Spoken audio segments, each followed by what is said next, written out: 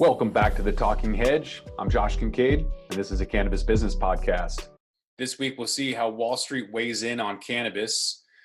Cannabis stocks and ETFs have risks and rewards. We'll check out. This week, we'll look at how Wall Street is weighing cannabis. There's marijuana stocks and ETFs, risks and rewards. We'll take a look at the top cannabis companies by revenue, the banking challenges and opportunities, a self-regulatory organization, whether or not you should take your cannabis company public, international and local laws, a typo in some of the mistakes some cannabis businesses make. We'll look at how Canadian companies are re-emerging back into the US market. We'll look at how Canadian publicly traded companies are re-emerging back into the US market. Martha Stewart partners with a Canadian cannabis firm.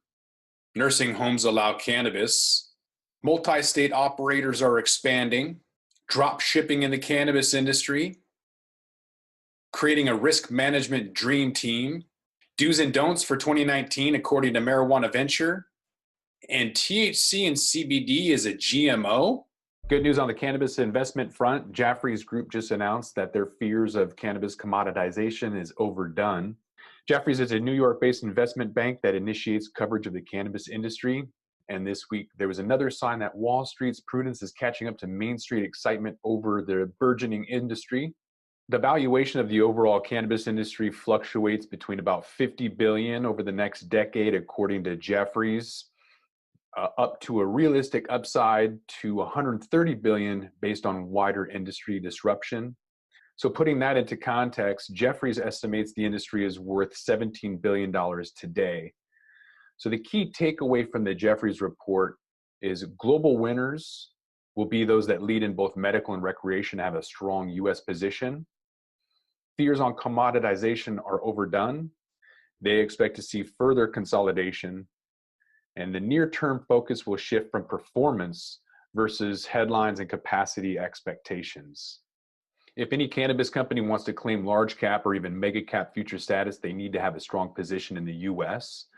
Although all coverage names are not currently allowed to have US operations while it's federally illegal, they should still be establishing optionality if or when US regulations change.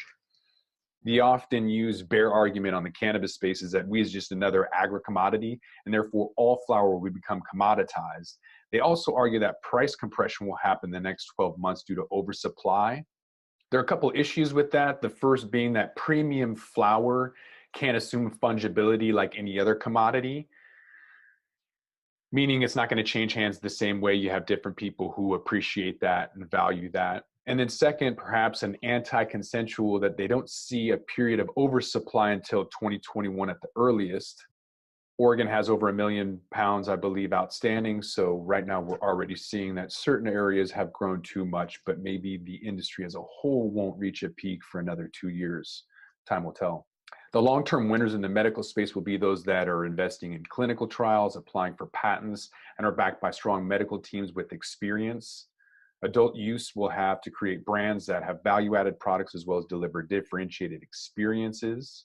Jefferies is covering Canopy Growth, Aurora Cannabis, Kronos, Hexo, the Green Organic Dutchman, CanTrust, Organogram, Emerald Health Therapeutics, and Flower Corp. The stock market has always offered risks and rewards, and now that the cannabis industry is involved, things have gotten a little bit dirtier in terms of trying to understand how that works out. Is it riskier to invest in one single stock that's an IPO and hope that it expands into a unicorn? Or is it safer to invest in a portfolio of stocks and just invest in an ETF that tracks these individual stocks? I suppose that's up to your own individual risk tolerance as well as where you think this industry will go overall. Looks like cannabis stocks are soaring again after a rough end to 2018. Many of the top stocks have been on a great run since January. Shares of GW Pharmaceutical have been gaining after the company's epilepsy drug Epidiolex became the first cannabis-derived drug to receive approval from the FDA. Last year, Tilray received the DEA's approval to import cannabinoid study drug into the US. The stock market, which IPO'd on the NASDAQ back in July at $17, is up 250% since then. It's the first cannabis company to go public on a major US exchange. The cannabis industry is growing fast, gaining legitimacy, And according to data from research firm Euromonitor, the American market for legal cannabis products will reach 20 billion in 2 years. Many beverage giants are investing or planning to invest in cannabis. Coca-Cola is reportedly in talks with Canadian cannabis company Aurora to develop a cannabidiol-infused beverage. Cannabidiol is the non-psychoactive substance in cannabis and is known to have some health benefits. Constellation Brands invested $4 billion into Canopy growth, raising its stake to 38%. The recreational cannabis market became legal in Canada in October and still remains illegal at the federal level in the US, but 33 states and the District of Columbia have legalized it for medical or recreational use. So investors should remember that the cannabis stocks are extremely volatile, and these younger and riskier companies in an industry that continue to evolve. There's an option for an exchange traded fund, kind of a portfolio, if you will. And one of those options is the ETFMG. We've talked about the Alternative Harvest ETF a couple of times. It's the first and only pure play of US listed ETFs targeting the cannabis industry. It holds 35 companies that are involved in legal cultivation, production, marketing, or distribution of cannabis and related products. The ETF has changed its custodian and other service providers. So it was trading above its NAT or net asset value, which is the value of its underlying assets. It could mean that there's a redemption process for ETF shares that wasn't working properly. So the ETF's provider told the Wall Street Journal that a premium resulted from a sudden surge in demand for cannabis stocks. Here's a top list of Canadian cannabis companies by revenue. We saw 2018 as a significant year for legal cannabis companies as legalization continued to spread through additional parts of the US and across the entire nation of Canada and elsewhere, as cannabis companies and investors alike saw a major opportunity. The result was, at least in some part, a dramatic increase in the predominance and hype surrounding this growing industry. More and more companies have launched, although a relatively small number of them have made it so far as to have their stocks listed publicly on a major US exchange. Some major non-cannabis companies like beverage producer Constellation Brands have invested heavily in cannabis-focused businesses in a show of support for the future of the industry. On the other hand, there's some reason to be concerned with the legal cannabis industry. Of course, just because cannabis is legal in some form or another in a plurality of states doesn't mean that it's legal at the federal level in the US. This poses some serious threats and barriers to the ability of cannabis stocks to secure financial support, like loans to conduct business across state and international borders and more. And what's more is there's been fear that the cannabis industry is more broadly is overblown, with companies potentially extending themselves too far in a bid to buy up competitors, expanding growing and production capacities, and preparing for an industry that enjoys worldwide dominance. For many investors, the proof of the cannabis company's success is similar to that of any other company. It's in the financials. So now that cannabis businesses in Canada have reported their first set of financial results since legalization took place in October, analysts can get a better sense of just how justified or not the hype has been. So we'll take a look at the top revenue generating cannabis companies for the most recent financial information available as of February of 2019, starting with Canopy Growth at $83 million is their net revenue, and yet their market cap is probably in the billions. Yeah, that's one thing I would take a look at. I know that it's a new industry and it can only go up in the beginning, but at some point you need a return on your investment. So if revenue is only 29 million, but you have a net operating loss of 62 million, there's probably something wrong. I realize that there's a lot of growth and opportunity, but that's going to be on the back of other people's money. So it's essential for these Canadian companies to use the publicly traded marketplace to expand, and they are dropping a lot of money for that brand recognition and that opportunity to kind of come back into the US, which is the biggest marketplace, to secure a foothold in the CBD hemp industry until that legalization flips over and they're able to utilize the THC. In addition to Canopy Growth, Aurora Cannabis had revenues of almost 50 million, followed by Afria, 21 million, and CanaTrust at 12 million. These companies have a major advantage already. They have an international opportunity to have been established in Canada. They have international export agreements across the world. Now they're coming back into the US, the world's largest marketplace. They're establishing all of their assets, their property, plant, and equipment in the US, their foothold via the hemp and CBD marketplace. And then when cannabis is legal, they are going to have a huge head start as everybody is standing in line to open up a checking account. One of the biggest challenges for cannabis-related businesses is obtaining access to banking and other financial services. As long as cannabis remains illegal at the federal level, many banks and credit unions, lenders, and other financial institutions will continue to remain wary of the industry, no matter how many states legalize the sale and use of cannabis. There may, however, be hope on the horizon. Last year, the Financial Crimes Enforcement Network, or FinCEN, reported that 368 banks and credit unions are providing services to cannabis-related businesses. Undoubtedly a positive, if still nascent, development for dispensaries and other licensed cannabis businesses. For this growth to continue, financial industries and the cannabis industry needs to work together to ensure that financial services are provided to and used by businesses in a responsible, safe, and sound manner. The Federal Controlled Substance Act makes it illegal under federal law to manufacture, distribute, or dispense cannabis. Nevertheless, 33 states and the District of Columbia have authorized the use and sale of cannabis. Given the regulatory challenges in banking cannabis-related businesses, it's critical for banks and their customers to develop a common understanding of the challenges and best practices for banking, such as high-risk merchants. So way back in August of 2014, FinCEN issued guidance clarifying how financial institutions can provide services to cannabis-related businesses, consistent with their anti-money laundering obligations under the Bank Secrecy Act.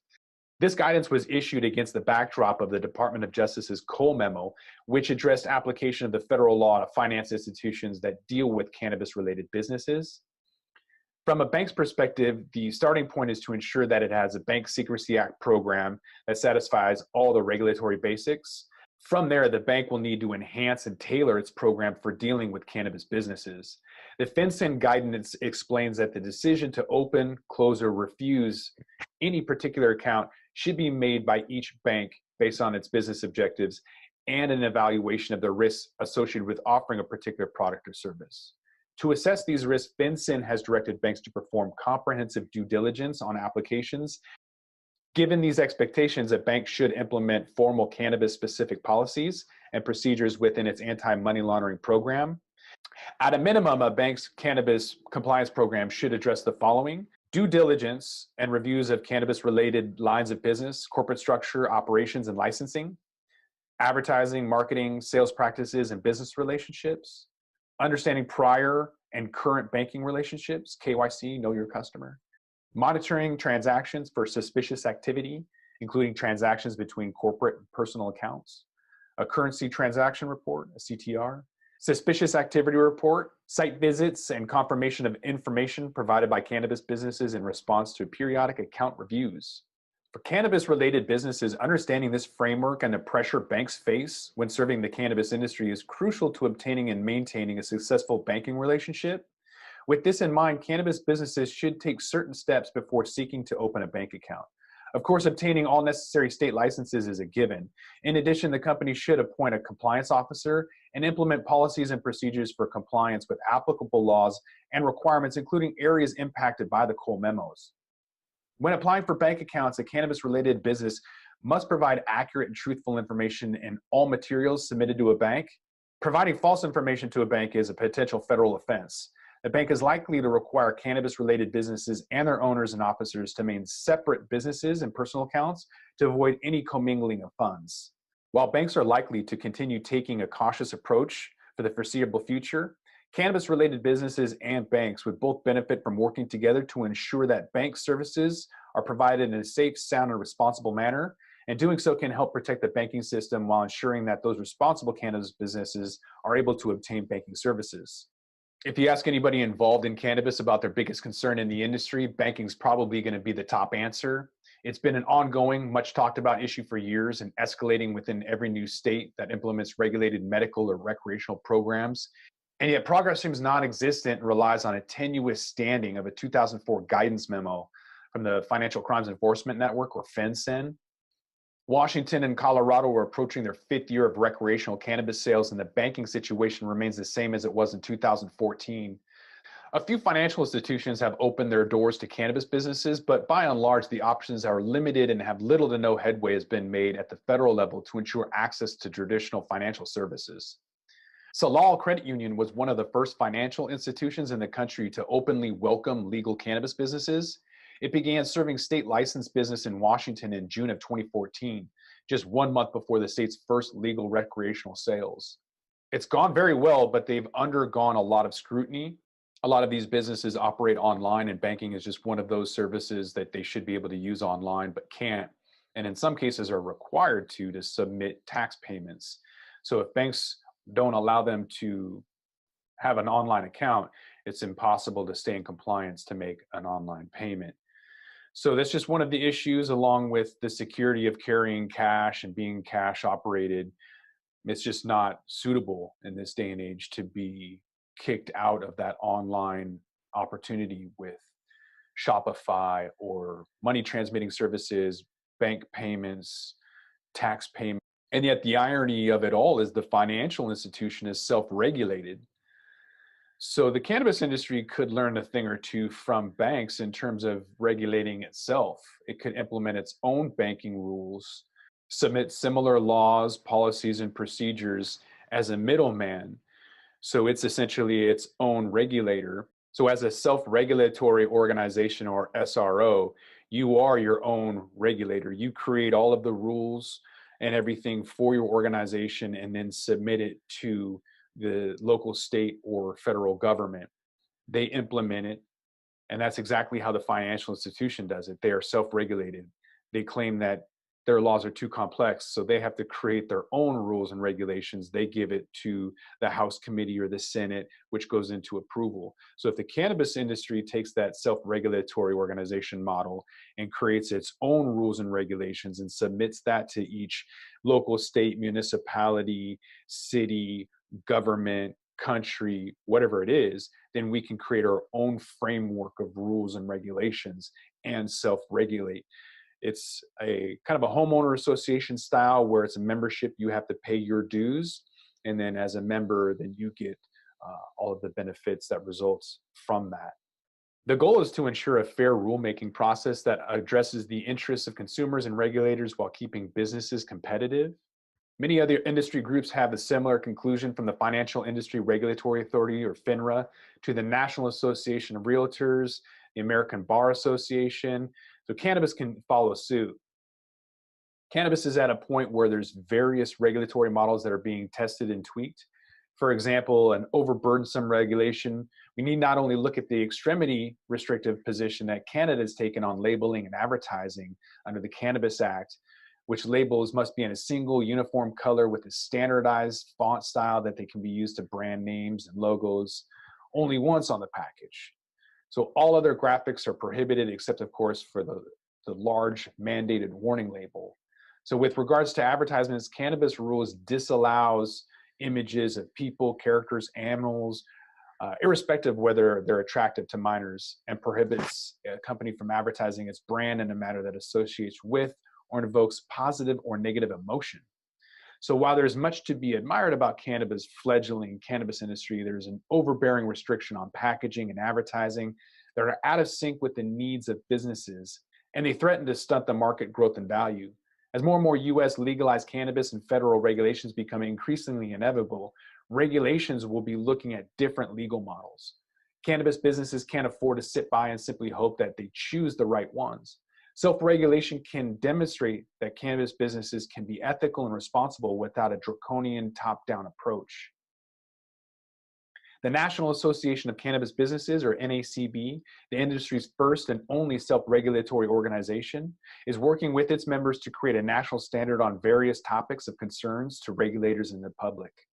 The aim of any SRO is to ensure that the rulemaking process is fair and inclusive and addresses the interests of consumers and regulators while keeping businesses competitive. The NACB does this by taking input from government, its license holder members, and subject matter experts, as well as applying these lessons of analogous industries like alcohol and tobacco. It then works with those stakeholders to refine the standards before soliciting comments from the public, each of which is reviewed and considered by the NACB, followed by a public comment period. A new draft of the standard is circulated to NACB members for final vote to approval and adopted. Recently, the NACB adopted its second set of national standards focusing on advertising. This is especially an important standard, and and perfect for the self-regulatory approach because the way that cannabis businesses market their products serves as a public face of the industry to consumers and non-consumers alike. It's a model that's worked in countless other industries and can work for cannabis. By writing and enforcing their own rules, the cannabis businesses can proactively shape the regulatory landscape and take control of their destinies. Cannabis companies that don't have the luxury of going public have to become a little bit more creative, and some of these individuals are looking at debt financing. So lenders are getting a little bit more creative due to industry-specific regulations. So with Canada recently legalizing cannabis, the industry observers are looking increasingly concerned with how cannabis-related businesses, particularly licensed producers, will access funds that they need to succeed in a rapidly evolving and highly competitive recreational market. To date, this has come largely in the form of equity financing. Since the 2015 federal election, more than $1.8 billion has been raised through equity offerings, and the industry market cap now exceeds $24 billion. But what about debt financing? A mainstay of any successful industry, debt financing is attracting interest as a non-dilutive source of capital, but the existing regulations under the Access to Cannabis for Medical Purposes regulations and its impact to the ability of lenders to take adequate security, an asset pledge to guarantee the repayment of the loan, has largely hampered access for licensed producers. This is compounded by a generally reluctance by institutional lenders to associate with the industry because of reputational concerns. This has historically left licensed producers with limited borrowing opportunities, but institutional lenders are gradually becoming more willing to engage with industry stakeholders, and more opportunities for debt financing may soon follow. Devising effective debt financing strategies will be hugely beneficial for both financiers and the Canadian cannabis industry as a whole. Many factors have contributed to the underuse of loans in the cannabis sector, but none more significant to the challenges of taking adequate security. Central to this challenges are the regulatory restrictions placed on a licensed producer's most valuable asset being its license. Even with a valid security interest, the current regulations do not provide for the transfer or assignment of a license, without which a secured party is severely curtailed from converting the collateral into cash for debts. This has resulted in equal parts trepidation and opportunity. While institutional investors have been slow to provide debt financing to licensed producers, alternative lenders have enjoyed considerable success in their absence. There has been little to no guidance on debt financing in the cannabis industry from a federal or provincial regulations in Canada. For instance, while the proposed federal regulations released in November of 2017 have less confirmed that the current security clearance requirements and restrictions on transferability will persist after legalization, they're silent on whether specific provisions to facilitate financing or bankruptcy and restructuring proceedings will be included. By comparison, federal and provincial legislation pertaining to other regulated industries have explicitly addressed lender concerns about enforcing security over regulated assets. In the absence of such guidance, lenders to the cannabis industry cannot be certain on whether they will be able to enforce their security.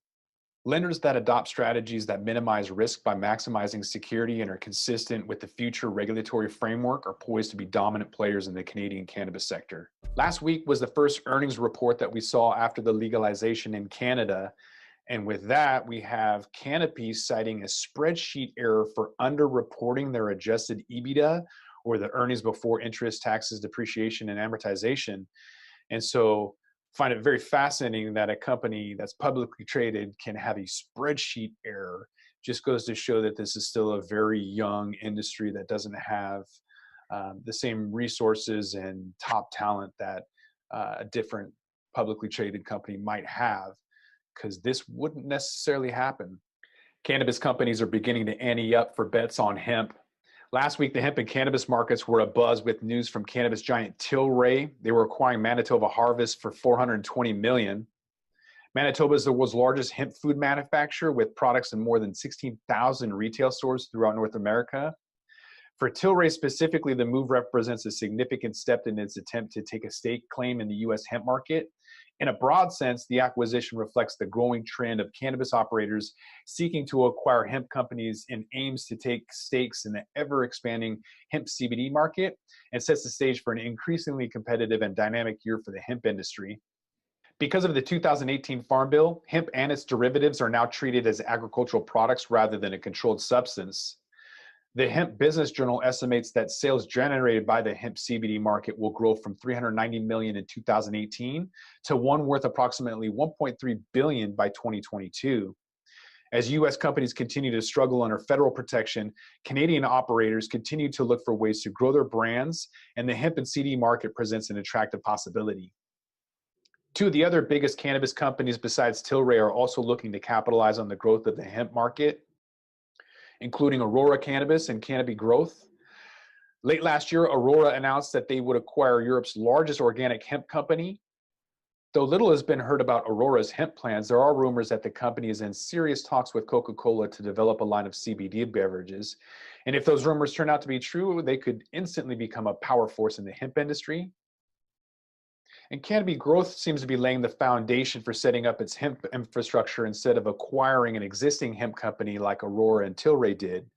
Late last month, Canopy announced that it would have received licensing to cultivate and process hemp in the state of New York. And so far, Canopy pledged to invest $500 million in its hemp production facility and hopes to expand a hemp footprint into 2 more states. So with regulators set to grapple the question of how to regulate CBD, the cannabis industry is betting big on hemp CBD. Though no clear leader in this sector has emerged yet, one thing is certain, that hemp and cannabis segments are becoming increasingly intertwined. Should you take your cannabis company public? Understanding some of the key rules is an important first step in making that decision. There's a number of reasons that a company, whether in the cannabis industry or other industries, might decide to go public. Often they relate to the need for liquidity for expansion and acquisition. Going public presents challenges for companies in the US cannabis industry compared to other industries, given that cannabis is illegal. Nevertheless, in recent years, cannabis companies like Tilray and Canopy Growth, Aurora Cannabis, MedMen, they've all gone public on major stock exchanges, such as the New York Stock Exchange, NASDAQ, Toronto Stock Exchange, and the Canadian Securities Exchange. The liquidity gained by going public has allowed these companies to accelerate expansion during these critical formative years of the legalized global cannabis market. If you are considering taking your cannabis company public, the decision depends on a couple of factors. First, the rules of going public vary considerably from one stock exchange to the next, so you may be limited to which exchange you're available to add your cannabis company to. Under US securities laws, cannabis companies that are in violation of the laws of their home country are prohibited from listing on US stock exchanges, such as the New York Stock Exchange and NASDAQ. And while a US-based company that touches the cannabis plant in the United States is precluded from listing on these exchanges, it's somewhat ironic that a plant-touching cannabis company based in a country where cannabis is legal, such as Canada, is not. Canadian stock exchanges, with the notable exception of the Toronto Stock Exchange, have welcomed cannabis companies, including those that touch the plant. The Toronto Stock Exchange has taken an approach similar to the New York Stock Exchange and NASDAQ in that it doesn't allow companies that are in violation of federal laws of one of their home countries to list. So a U.S. cannabis company that touches the plant here in the United States cannot list on the Toronto Stock Exchange. On the other hand, a cannabis company that doesn't touch the plant in the U.S. can list on the New York Stock Exchange, NASDAQ, or the Toronto Stock Exchange. Companies that do touch the plant in the US can choose from other exchanges, such as the Canadian Stock Exchange. Furthermore, companies restructuring might allow a separation of various assets that don't touch the plant in the US from assets that do. So in efforts to accelerate timing to list, some companies have locked in shell companies, corporate redomiciling, reverse takeovers. So each investment vehicle has its own rewards and risks and its own efficiencies and complications. So where does this leave a plant-touching cannabis company seeking access to the capital of public markets? While access to capital from cannabis companies is currently more complicated than it is for companies in other industries, with careful planning and preparation, it can be done and done well.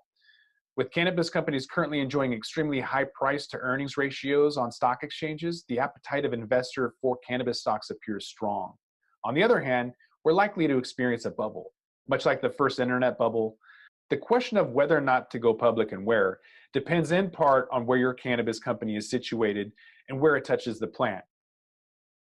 Other factors include the amount of your company's EBITDA, or your earnings before interest, taxes, depreciation, and amortization, your projected growth, the state of its books, its short-term, long-term need for capital, the liquidity, the prestige that comes with a publicly traded company, attracting talent as a function of liquidity and prestige, and the cost that required with associated being a publicly traded company.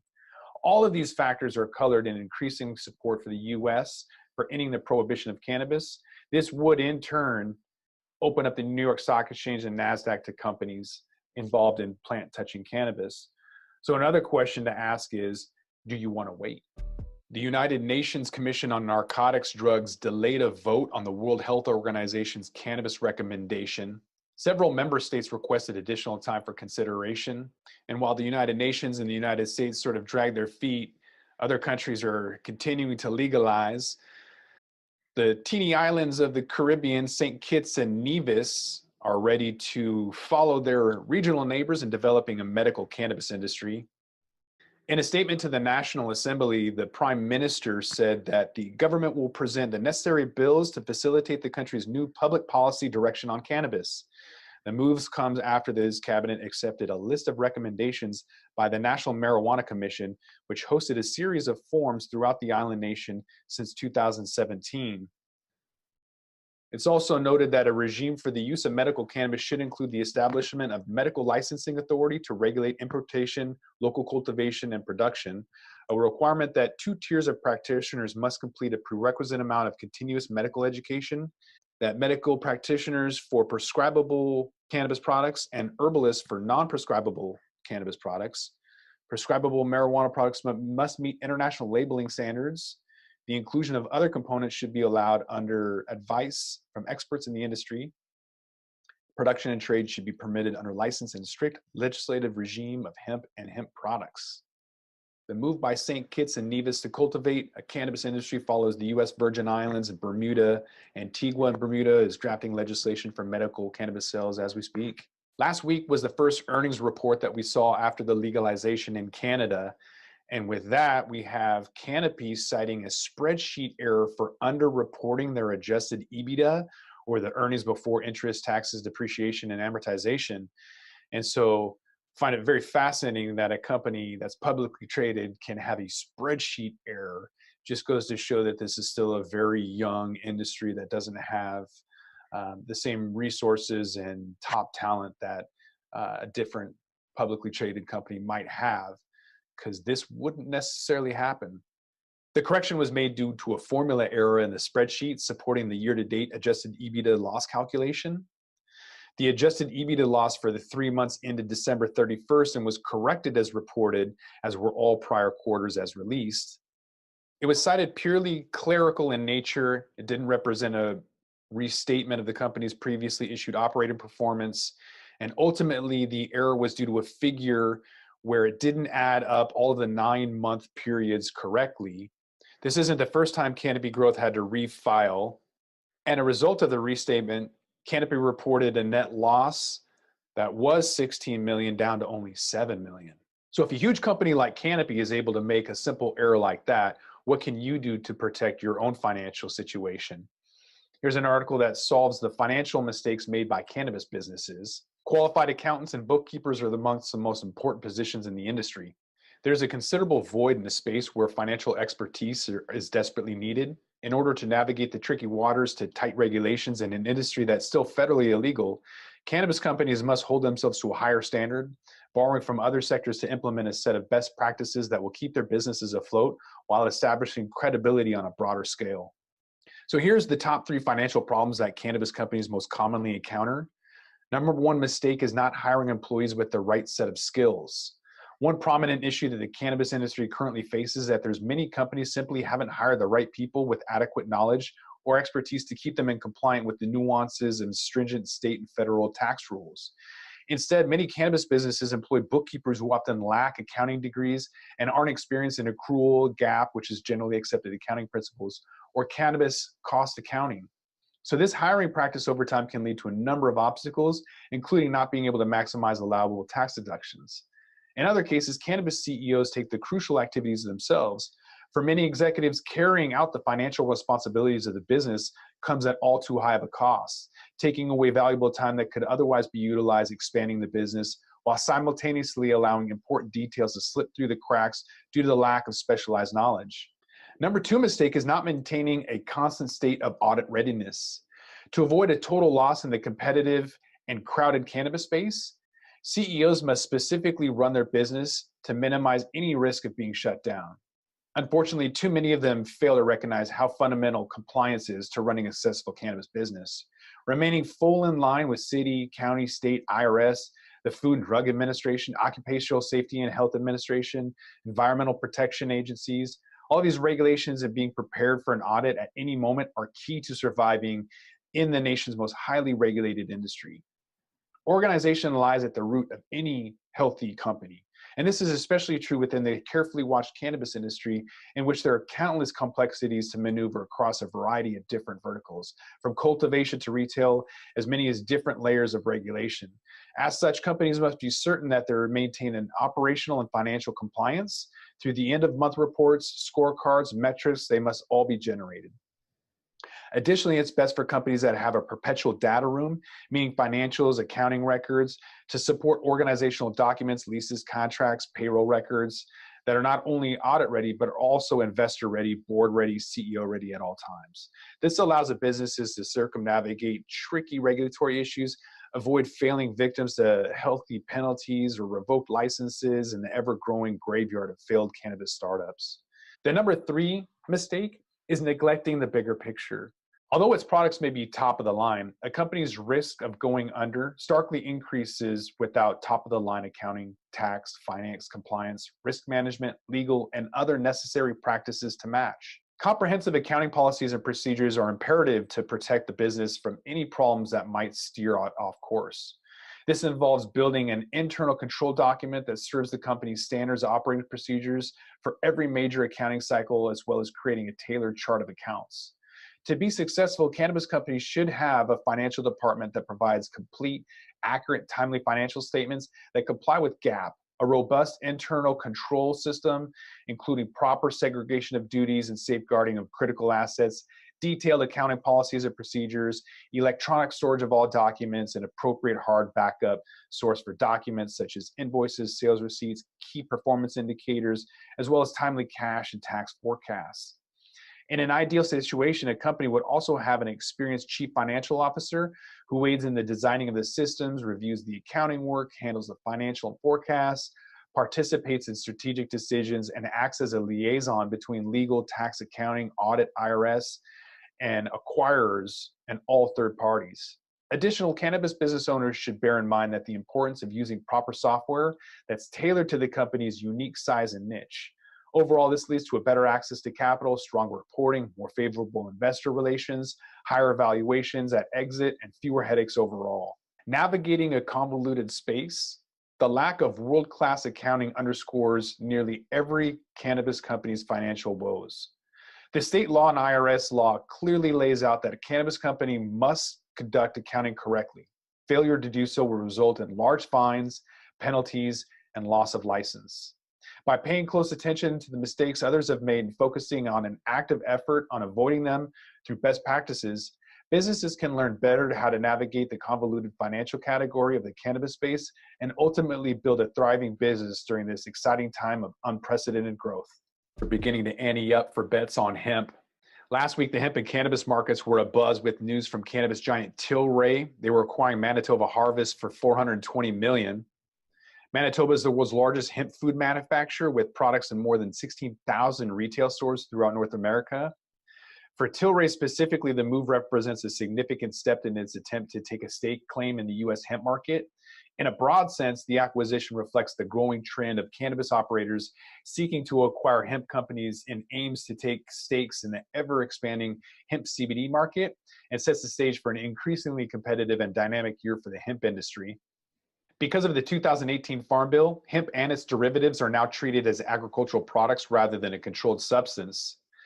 The Hemp Business Journal estimates that sales generated by the hemp CBD market will grow from $390 million in 2018 to one worth approximately $1.3 billion by 2022. As U.S. companies continue to struggle under federal protection, Canadian operators continue to look for ways to grow their brands, and the hemp and CBD market presents an attractive possibility. Two of the other biggest cannabis companies besides Tilray are also looking to capitalize on the growth of the hemp market, including Aurora Cannabis and Canopy Growth. Late last year, Aurora announced that they would acquire Europe's largest organic hemp company, Though little has been heard about Aurora's hemp plans, there are rumors that the company is in serious talks with Coca-Cola to develop a line of CBD beverages. And if those rumors turn out to be true, they could instantly become a power force in the hemp industry. And Canopy Growth seems to be laying the foundation for setting up its hemp infrastructure instead of acquiring an existing hemp company like Aurora and Tilray did. Late last month, Canopy announced that it would have received licensing to cultivate and process hemp in the state of New York. And so far, Canopy pledged to invest $500 million in its hemp production facility and hopes to expand a hemp footprint into 2 more states. So with regulators set to grapple the question of how to regulate CBD, the cannabis industry is betting big on hemp CBD. Though no clear leader in this sector has emerged yet, one thing is certain, that hemp and cannabis segments are becoming increasingly intertwined. Martha Stewart jumps on the CBD bandwagon. She's teaming up with the world's largest cannabis company, Canopy Growth, an advisory role to help develop a broad new line of products for both people and animals. Martha Stewart said she was looking forward to working with Canopy Growth's team, and especially looking forward to collaborating on developing products that can help people and their treasured animal companions. Martha Stewart co-hosts a cooking show with rapper Snoop Dogg and might be able to make some good edibles for people and humans, and possibly senior citizens. There's a nursing home with a medical cannabis program that the feds can live with. Hospitals and nursing care facilities across the country have patients that are systematically designed access to medical cannabis, even if they're located in a state where it's legal.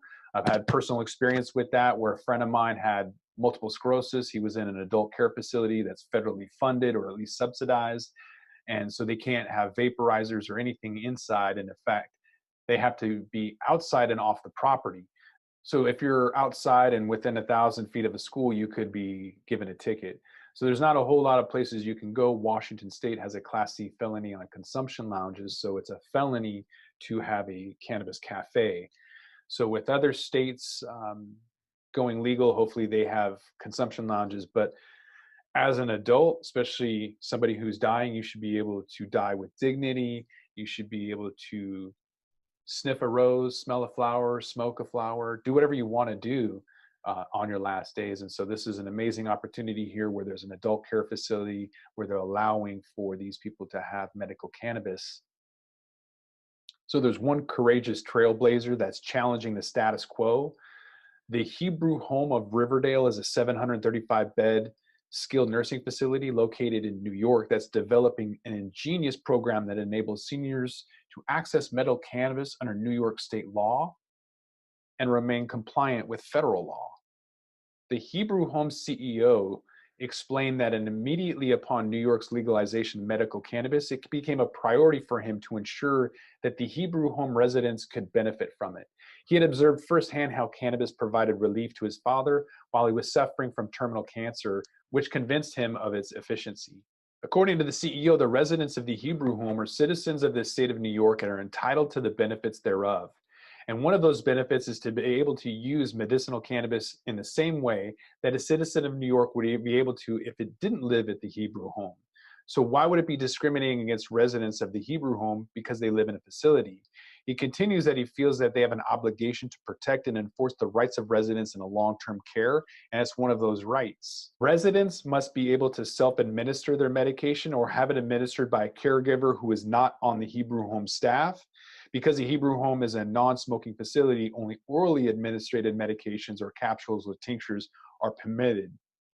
The CEO stressed that the policies and procedures are not designed to circumnavigate federal law, but to make sure that medical cannabis is being used in a clinically approved and efficacious way, like any other medications used at the Hebrew Home. When asked by colleagues if he wasn't nervous about losing Medicare, the CEO responded that, "I believe that the federal government has bigger things to worry about than taking medical cannabis away from older adults, who, by the way, are getting off of opioids." Massachusetts-based Curaleaf, a vertically integrated multi-state operator, acquired California's Eureka Holdings for $30 million. Eureka operates a cultivation facility and is developing 3 dispensaries in the Golden State. The deal is worth $30.5 million, with $10 million paid in cash and the balance in stock, and the amount could potentially increase based on future performance. One of the top 3 investment trends we're seeing this year is multi-state operators, data, and then finally consumption lounges. So this at least covers one of those. So here are 4 pillars in order to become a multi-state operator. All business opportunities come with a certain amount of risk, but it's particularly important for those in the cannabis space to be aware of the potential hazards. Any cannabis business seeking to expand into multiple states must do it correctly, and that requires paying attention to building the foundation and business structure for that growth. Public perception about cannabis is rapidly changing. So in April 20th of 2017, there's a national poll that found that 94% of voters supported allowing adults to legally use cannabis for medical purposes if their doctors prescribed it. The same poll found that 60% of voters believe in the use of cannabis should be made legal in the US. Currently, there's 33 states and the District of Columbia, Guam, Puerto Rico allow for medical marijuana and or adult use recreational cannabis, meaning that a majority of Canadians now live in states that allow legal access to cannabis. So this changing tide has created an environment where businesses that were first able to establish themselves in the early cannabis markets are now looking to expand into other states, raising the potential for significant growth as these multi-state operators increase their footprint into the nascent industry. Number 1, state-by-state licensing. The foundation requirement for any multi-state operator is to obtain the state license where you intend to operate. Each state has adopted its own regulatory and licensing scheme, and this leads to a wide variation between states, so imperative to know the details. Target a state or states where you can try to obtain a license and research the state's residency and ownership requirements. Proactively anticipate which states are considering or will soon consider adopting a cannabis regulatory scheme and prepare accordingly. Know what's required to secure a license and whether a state has an open or closed market approach, offers limited license, or imposes a regulatory structure where only a few licenses are issued. Understand each state's requirement for demonstrating available financial resources, as this can sometimes be prohibitive. Most importantly, retain an experienced cannabis regulatory and compliance attorney. This service will prove invaluable. Number 2, getting the property. Expanding into another state requires finding and securing appropriate and qualified real estate property on which to locate your cannabis business. For each state's regulatory restrictions on location, land use policies, and local zoning can make it challenging to find a location that works, both for the business and for the regulators. So negotiate the purchase or lease of real property for a cannabis business. It can be complex, time-consuming, and if not properly handled, carries unnecessary risk and expense. Every property has a history, and that property can be fatal for your ambitions. As such, you'll want to work with an experienced real estate attorney who can alert you to encumbrances, liens, easements, restrictive covenants, environmental contamination, and other factors that should inform your decisions to purchase or not purchase a property. Even leasing a property in the cannabis industry is complex. Cannabis leases are unique, so simply defaulting to a standard lease form can create problems. State regulators typically examine each proposed lease or sublease as a prerequisite to granting a license, making sure your lease addresses not only the standard business terms, but also is written so that it contains custom cannabis-specific provisions, requires not only a real property attorney, but one who's familiar with the state's marijuana laws and regulations. 3, the appropriate business structure. An appropriate business that's flexible and adaptive is important as a cannabis business expands into multiple states. So a corporation or limited liability is formed and licensed in one state will most certainly not be qualified to hold a license in another state. So at a minimum, a multi-state operator is going to have 2 or more licenses in 2 or more states. So establishing separate entities for each section of a multi-state operator provides certain protections, such as preventing the whole structure from collapsing for any reason one fails. So with proper design, a multi-state operator can utilize an overreaching corporate structure that covers separate licensed entities, thereby allocating risk among different subsidiaries. So for example, in states that allow vertical integration, owners may choose to form a separate legal entity for both the grow and the retail operations, and then different legal entities for trademarks, branding, and licensing for ownership or leasing of real property, and even for ancillary cannabis products should also be considered.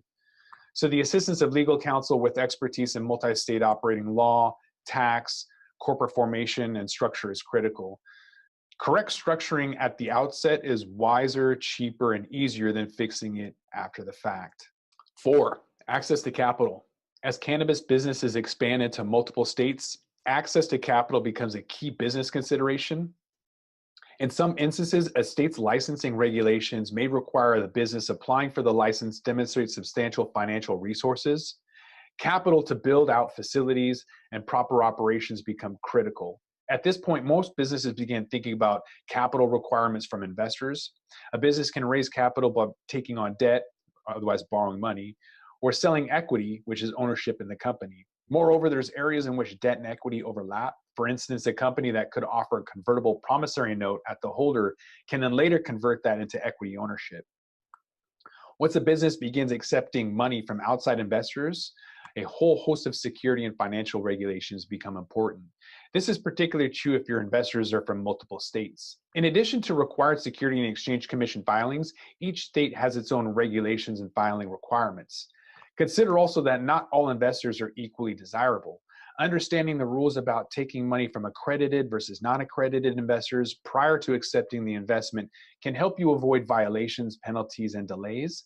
Offering and selling securities, including debt, is a commonplace business practice. You should solicit advice and guidance from a trusted attorney experienced in securities finance, drop shipping in the cannabis industry. It's no surprise that cannabis is bigger than ever. With the increase in states and counties legalizing recreational cannabis, there's more product to choose from, including different edibles, varieties of flower, vape oils, CBD, cannabis oils, and much, much more. So the more products out there, the more people can experiment and find the right one for them. For example, some people don't want to smoke, so they're moving on to vaping. Others have found relief in CBD as some can't handle the high THC flower. All of this paves the way for more cannabis users.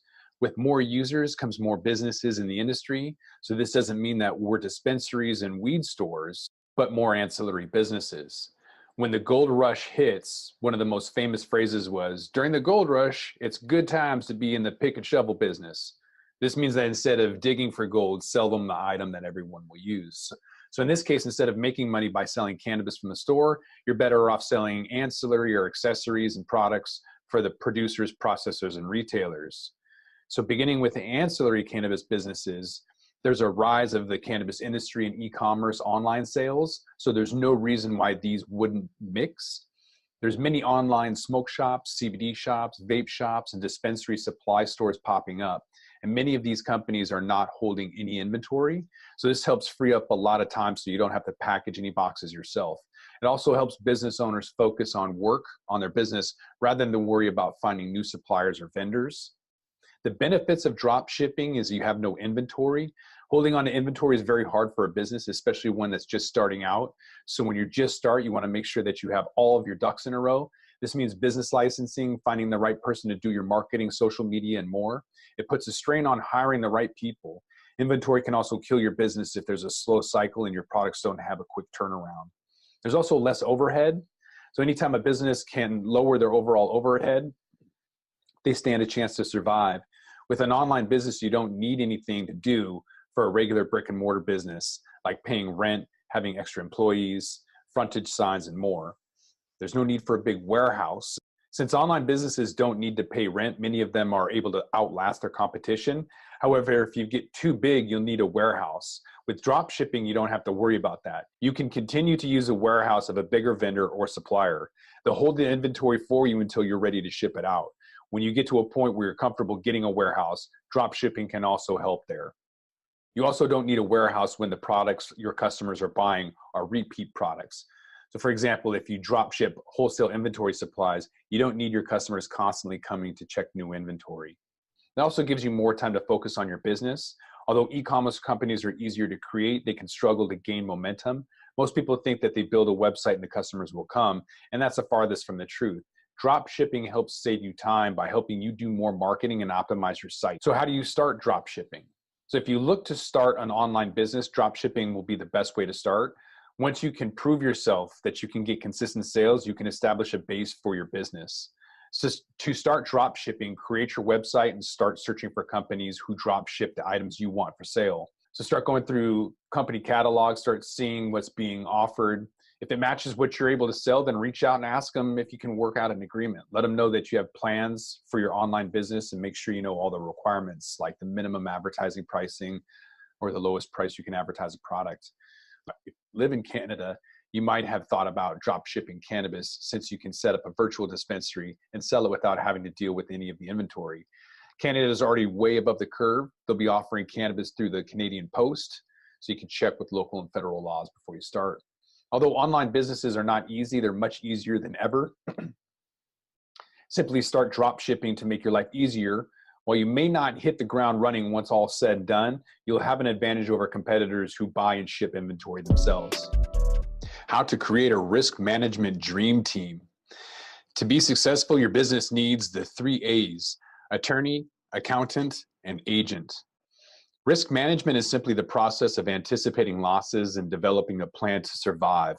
It's an important process of any successful cannabis business, and an important part of that process is assembling your risk management advisory team, called the Dream Team, to help you make that business dream come true, and they can help you avoid business nightmares. The Dream Team consists of 3 A's: the attorney, accountant, and agent.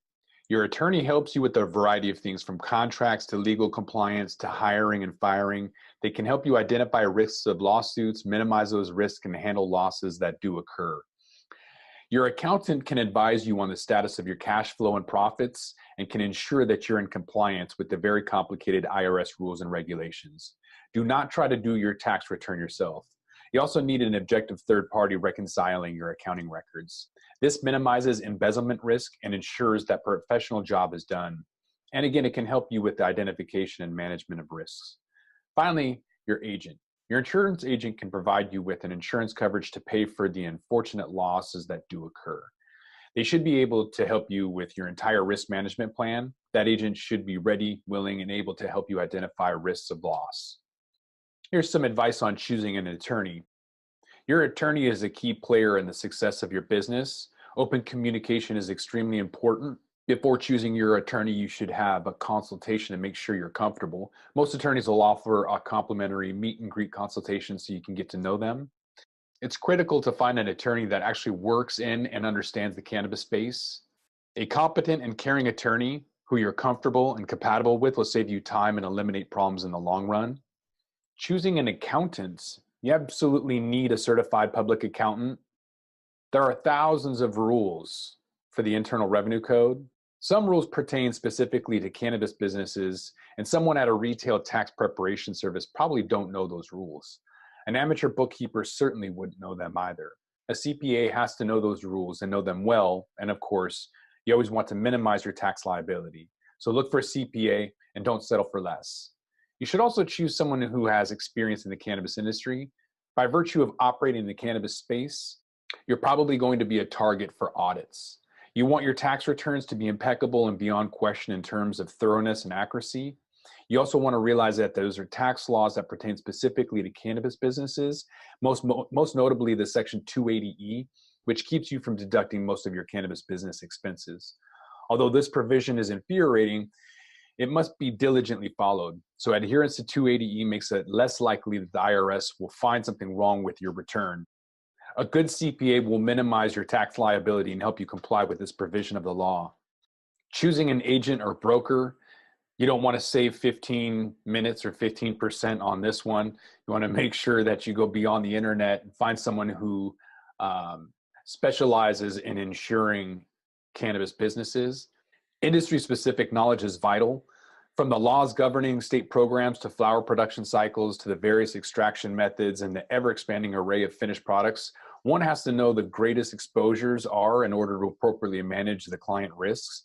There are important differences among the policies being provided in the cannabis industry. Some provide solid coverage while others contain troubling exclusions.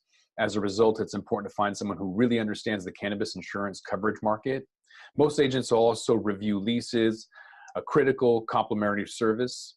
Most leases have insurance requirements in them. It's important to make sure that you meet those requirements to have your agent or broker review all lease agreements.